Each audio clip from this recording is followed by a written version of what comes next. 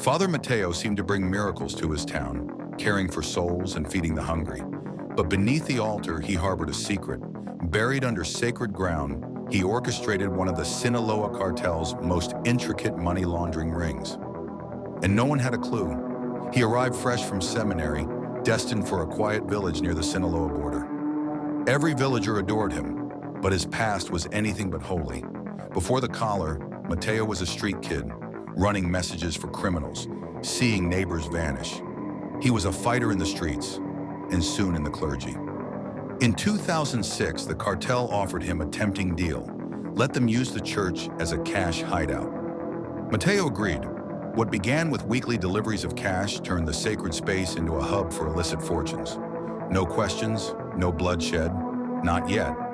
Mateo preached salvation while cleaning dirty money below. Suddenly, donations soared, funding renovations people called miraculous. But it was blood money fueling grandeur. By 2010, the church evolved into a cartel command center. Sinister plans were hatched below, ruthlessly carried out, and above Mateo prayed. Suspicion spread. But who dared accuse a priest? Enter Agent Marissa Diaz, tasked with exposing the church's shadowy dealings. A white van with no plates arrived weekly, filled with boxes. Following them unraveled a global money trail. A web of charities, offshore accounts, and quiet cash flows emerged, tying the church to the cartel. But Mateo was unraveling, haunted by demons he couldn't shake. One Sunday, frantically, he proclaimed, "The devil lies beneath." The congregation laughed it off. It wasn't a metaphor. Days later, the DEA raided the church, uncovering $12 million, weapons, and cartel members in hiding. Onlookers gasped as the village's moral beacon was led away, revealing the cartel's hidden treasurer.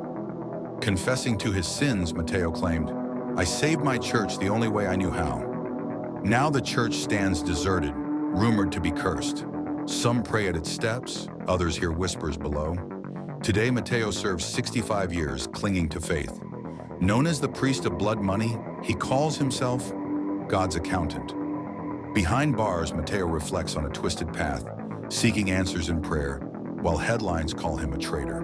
He writes to the village, asking forgiveness, and to God for absolution. Without Mateo's shadowy blessings, the village struggles, businesses shudder. Scarcity replaces abundance. Whispers suggest hidden gold, undiscovered stashes still within church walls. Adventurers and opportunists search at night.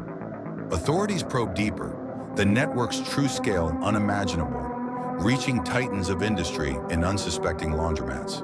From confinement, Mateo dreams of a chance for penance, his life a contradiction of devotion and deceit.